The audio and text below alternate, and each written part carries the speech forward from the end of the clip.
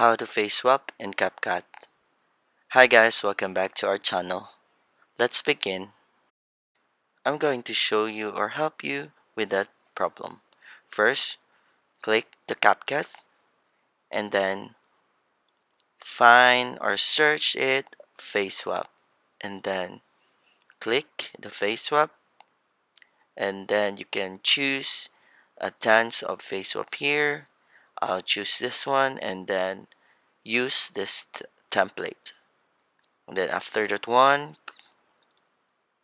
click that and then you can choose your desired photo, and I'm going to select this and then next, and then zoom in or fit the face based on the size of the photo.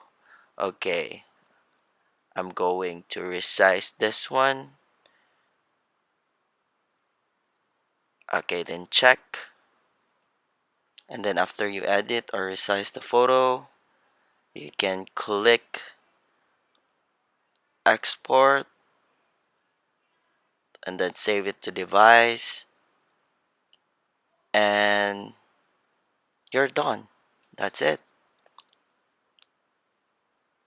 Thanks for watching, and please don't forget to subscribe the channel.